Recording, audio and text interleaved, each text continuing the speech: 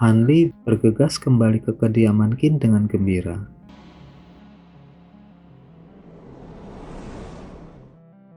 Karena mantra penahan Qi yang baru dia peroleh cukup praktis, dia membuka buku kuno dan mempelajarinya malam itu juga.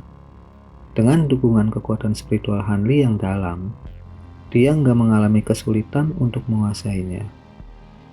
Keesokan paginya, saat Hanli menyelesaikan meditasi dan merasa keberuntungannya cukup baik, tiba-tiba dia mendengar suara ledakan yang berasal dari dalam kantong penyimpanannya. Ekspresi Hanli segera menjadi suram. Setelah beberapa saat, dia meraih kantong penyimpanannya dan mengeluarkan manik ungu. Manik ungu itu sebenarnya adalah alat ajaib yang sama persis dengan yang dia berikan kepada Tuan Abadi. Namun, manik itu terbelah dengan beberapa retakan yang dalam.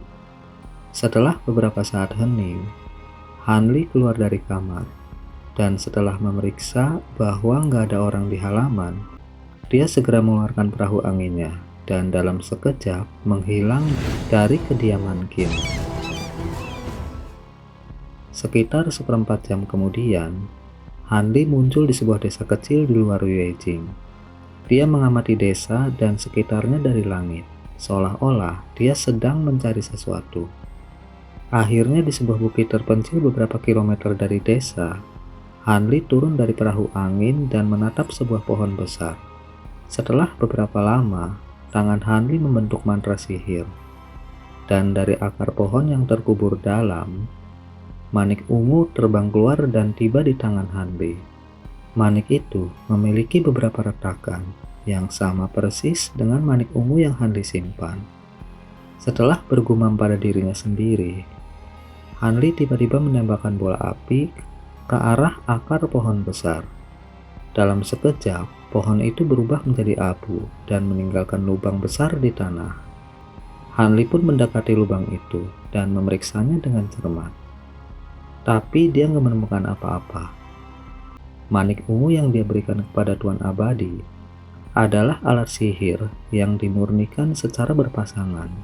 Ketika penghalang cahaya salah satu manik rusak, selama manik lainnya berada dalam jarak 500 meter, manik itu akan mengalami kerusakan yang sama. Manik itu adalah alat sihir pertahanan yang umum dibawa oleh pasangan dari 6 sekte jalan iblis. Selama masa perang, Hanli mendapat banyak manik seperti itu. Karena merasa itu agak aneh, jadi dia nggak menjualnya. Dia sama sekali nggak pernah menduga kalau Tuan Abadi akan begitu cepat menggunakan alat sihir itu. Dan sepertinya dia mengalami masalah. Hanli berdiri di samping lubang, seolah sedang merenungkan sesuatu. Akhirnya setelah beberapa waktu nggak bergerak, Hanli mengeluarkan perahu anginnya dan terbang menjadi seberkas cahaya putih. Sekitar 1 jam kemudian, lebih dari 30 meter dari lubang besar, seseorang berpakaian seperti ninja perlahan-lahan muncul dari bawah semak. Dia memandang langit ke segala arah. Setelah yakin kalau keadaan aman, dia pun memberitahu teman-temannya kalau Hanli telah pergi. Beberapa tempat di dekatnya mulai bergeser, dan 3 orang berpakaian sama muncul. Seorang pria bertubuh kurus bertanya dengan cemas kepada orang yang pertama muncul yang dia panggil kakak tertua.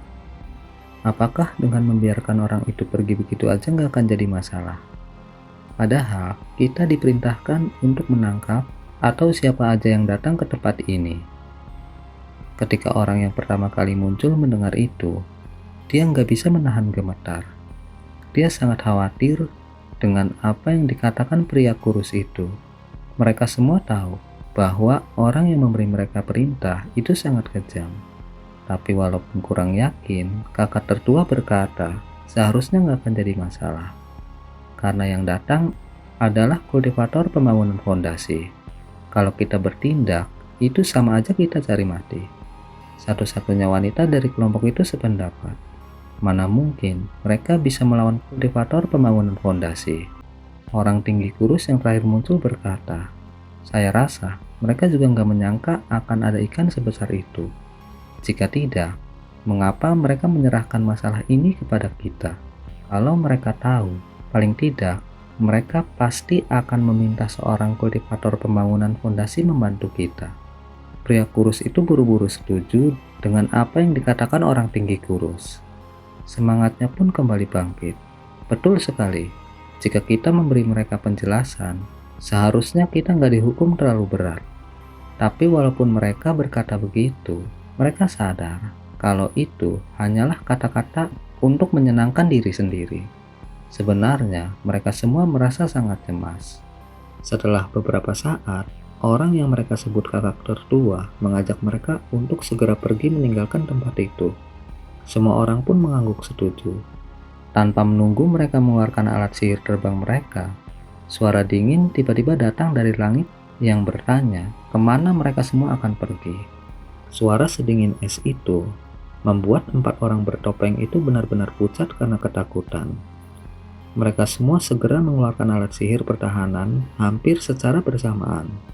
Sekitar 100 meter di langit, Hanli berdiri di atas perahu angin surgawi dengan pakaian berkibar. Dia tanpa ekspresi melihat mereka dengan tatapan yang mengandung hawa dingin yang mengerikan. Mereka semua memikirkan hal yang sama. Kapan orang itu kembali?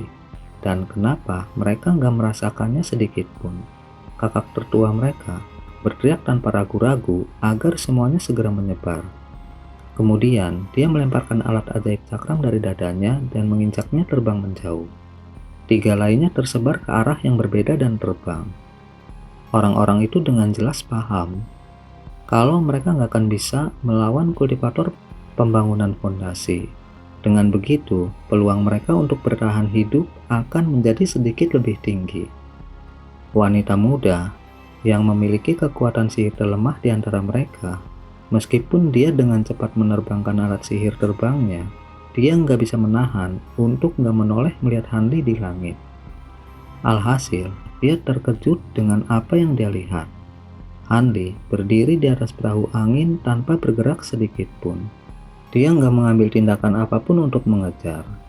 Seiring dengan keheranan wanita itu, dia juga diam-diam menjadi senang. Karena dia bisa melarikan diri tanpa cedera. Tapi tiba-tiba, dia mendengar desisan yang sangat dingin dan tajam datang dari depannya. Dengan khawatir, wanita itu buru-buru menoleh dan melihat panah merah menyilaukan menuju ke arahnya dengan cepat. Wanita bertopeng itu mengangkat tangannya dan melemparkan teknik tombak es tepat pada waktunya. Tombak es berkilau itu bertabrakan dengan panah merah dan pecah menjadi kabut putih. Gak mampu menghentikan panah merah dan membiarkannya menyerang penghalang atribut air yang melindungi tubuhnya. Cahaya biru dan cahaya merah memenuhi pandangannya. Tubuhnya bergetar dan secara paksa didorong mundur lebih dari 10 meter. Tapi saat melihat penghalangnya tetap utuh, wanita itu menghela nafas lega. Saat itu, dia melirik ke depannya dengan ketakutan dan kemarahan. Dia menduga kultivator pembangunan fondasi itu membawa teman-temannya untuk menyergap kelompoknya.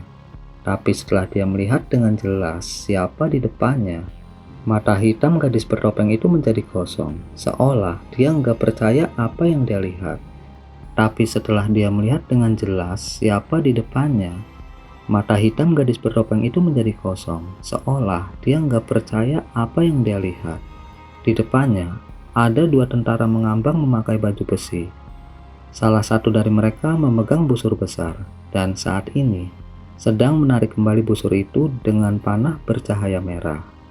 Yang lainnya memegang pedang panjang lebar yang memancarkan cahaya kuning. Meskipun wanita itu terkejut dengan fakta bahwa benda-benda kaku itu bisa menyerangnya seperti orang sebenarnya, dia tahu jika dia nggak menghadapi serangan boneka-boneka itu, dia nggak akan bisa melarikan diri dengan mulus. Dengan pikiran itu, dia mengatupkan giginya yang sempurna dan mengeluarkan pisau lempar biru berkilau dari kantong penyimpanannya. Alat sulap bermutu tinggi yang dia pegang telah menghabiskan semua tabungannya. Biasanya, dia benar-benar benci menggunakannya. Tapi pada saat ini, dia harus segera melarikan diri dan gak punya banyak pilihan.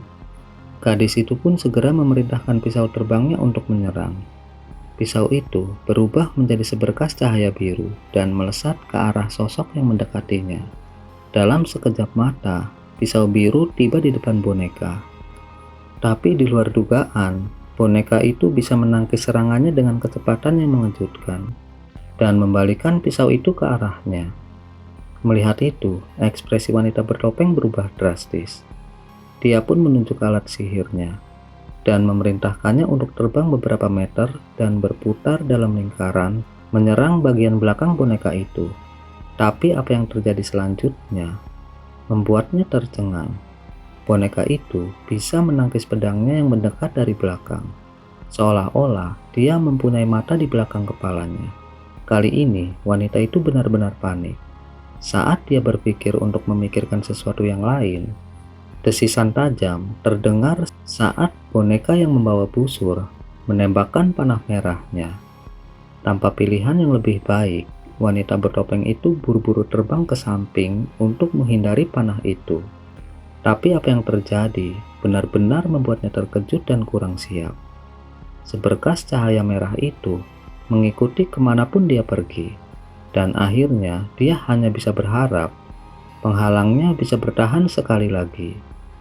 Pada saat itu, boneka yang memegang pedang akhirnya tiba di hadapannya dan menggunakan pedang panjangnya untuk menerobos penghalang tanpa perlawanan.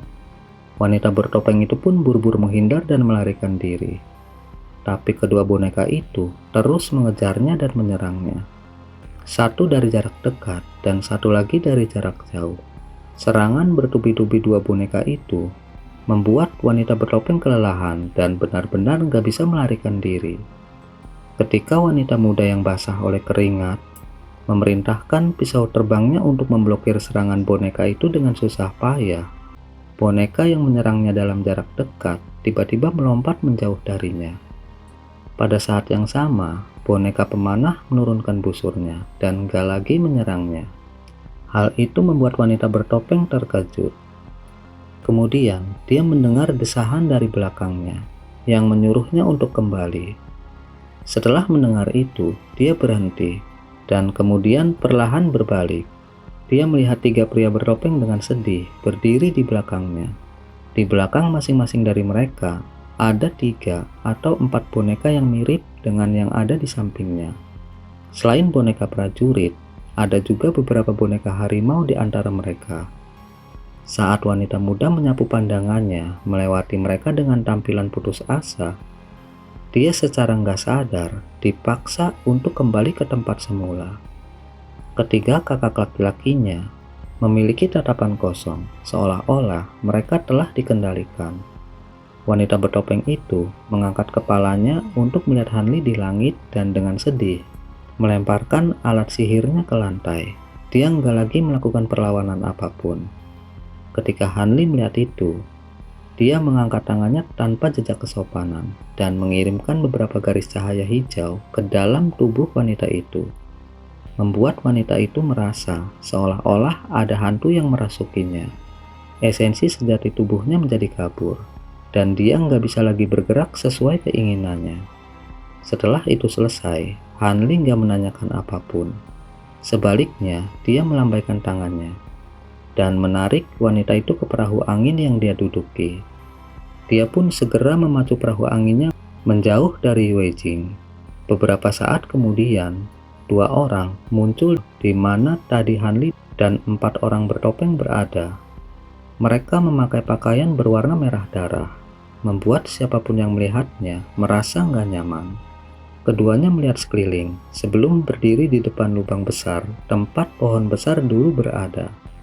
Orang satu lagi yang tampaknya berusia 20 tahun menduga kalau orang-orang yang dia suruh gak hanya gagal, tapi juga telah ditangkap hidup-hidup dengan mudah. Karena dia gak melihat sedikit pun bau darah di tempat itu, dia juga menduga kemungkinan yang menangkap mereka adalah seorang kultivator pembangunan fondasi. Hal itu membuat Patua khawatir Meng bersaudara akan membocorkan rahasia mereka. Tapi pria muda itu menenangkan Patua. Kalau Meng bersaudara hanyalah orang-orang rekrutan yang gak tahu apa-apa tentang rahasia sekolah mereka. Sebelum dia mengirim mereka melaksanakan tugas, dia juga dengan diam-diam telah mengaktifkan segel mereka. Jadi mereka akan hidup paling lama setengah hari lagi. Pemuda itu dengan ringan tertawa. Pria tua itu pun tampak lega. Karena kalau hanya setengah hari lagi, mereka nggak akan bisa membocorkan apapun. Dengan tubuh mereka yang mengalami pembatasan mantra darah, pada saat mereka menemukan ada sesuatu yang salah, mereka nggak akan bisa lagi mengatakan apapun. Pria tua itu tiba-tiba mengubah topik pembicaraan. Dia menyesalkan tindakan pemuda itu yang menerobos masuk ke kamar Tuan Abadi dan menyedot esensi darahnya. Karena hal itu melenceng dari rencana awal yang seharusnya menjadikan Tuan Abadi sebagai boneka dan guru pemuda itu, agar pemuda itu perlahan bisa mengenalkan dirinya di dunia kultivasi, dan sekolah mereka juga bisa melaksanakan rencananya untuk memunculkan murid-murid inti di dunia kultivasi tanpa harus menyembunyikan identitas. Pemuda bertopeng itu tertawa getir, dan gak bisa menahan diri untuk gak berkata, "Saya gak punya pilihan lain. Kekuatan sihir saya membalas, dan saya sangat membutuhkan esensi darah seorang kultivator untuk menekan esensi sejati dalam tubuh saya. Selain Anda, satu-satunya kultivator terdekat adalah kultivator tua itu." Saat itu, serangan balik benar-benar terlalu kejam, dan saya hampir nggak mampu menahannya. Pemuda itu berkata sambil tertawa getir. Sepertinya dia masih merasa sedikit takut. Setelah berpikir sejenak, pria tua itu pun berkata, walaupun itu bukan salah pemuda itu, tapi dia harus tetap menjelaskan masalah itu kepada para petinggi. Menurut perkiraannya, hal itu bisa terjadi. Mungkin karena pemuda itu terlalu terburu-buru dalam mengembangkan teknik Asura Iblis Hitam. Dia menyarankan pemuda itu untuk meluangkan waktunya memperbaiki fondasi. Dengan acuh tak acuh, pemuda itu meyakinkan pria tua itu kalau kecelakaan seperti itu nggak akan pernah terjadi lagi. Pria tua itu pun tampak lega, tapi menurutnya, orang yang menaruh tanda spiritual kepada Tuan Abadi sepertinya cukup merepotkan. Jadi lebih baik berhati-hati dan memikirkan cara untuk gak meninggalkan jejak apapun. Pemuda itu merasa omongan pria tua ada benarnya. Awalnya dia yakin siapapun yang berteman dengan Tuan Abadi juga memiliki basis kultivasi yang sangat rendah. Siapa sangka ternyata ikan besar yang muncul. Setelah memikirkan kemungkinan bahwa yang menangkap Meng bersaudara adalah seorang kultivator pembangunan fondasi, pemuda itu pun merasa lebih baik untuk sementara menghindari masalah dan bersembunyi. Nanti setelah guru mereka keluar dari kultivasi tertutup, mereka bisa melanjutkan rencana mereka. Bagaimanapun, kultivator pembangunan fondasi nggak boleh diprovokasi dengan enteng.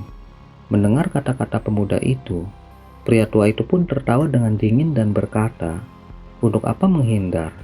Justru saat ini, guru baru aja mengumumkan kalau dia sedang membutuhkan beberapa kultivator pembangunan fondasi untuk dia jadikan korban darah.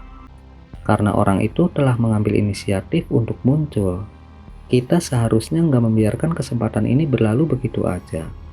Bagaimanapun, kultivator pemurnian Ki sangat banyak dan mudah ditangkap. Tapi kultivator pembangunan fondasi sangat jarang terlihat. Pria muda yang mendengar itu sedikit terkejut. Tapi setelah itu, dia masih berbicara dengan agak canggung. Tapi sekarang, selain 4 hamba darah agung, anggota sekte kita yang berada di tahap pembangunan fondasi sedang gak berada di ibu kota. Mereka semua sedang mengurus berbagai hal di lokasi yang berbeda. Kita nggak bisa memanggil mereka kembali hanya untuk masalah ini. Pria tua itu pun minta agar pemuda itu nggak terlalu memusingkan masalah tersebut. Karena saat ini, guru sangat membutuhkan kultivator pembangunan fondasi. Dan kalau mereka bisa mempersembahkan seorang kultivator pembangunan fondasi, mungkin mereka bisa mendapatkan kesempatan untuk memasuki ranah pembangunan fondasi. Ketika pemuda itu mendengar kata-kata Patua, jiwanya terguncang. Sepertinya dia benar-benar terpengaruh oleh kata-kata pria tua itu. Dan dengan semangat, dia pun berkata kalau dia akan segera bersiap-siap untuk menangkap orang itu. Kemudian, mereka berdua mendiskusikan sesuatu dengan nada rendah untuk beberapa waktu. sebelum akhirnya mereka meninggalkan perbukitan secara diam-diam menuju ke suatu tempat yang gak diketahui. Namun anehnya, kedua orang itu gak pernah membahas bagaimana mereka akan menemukan lokasi Hanli di ibu kota yang begitu besar. Seolah-olah itu bukan masalah bagi mereka.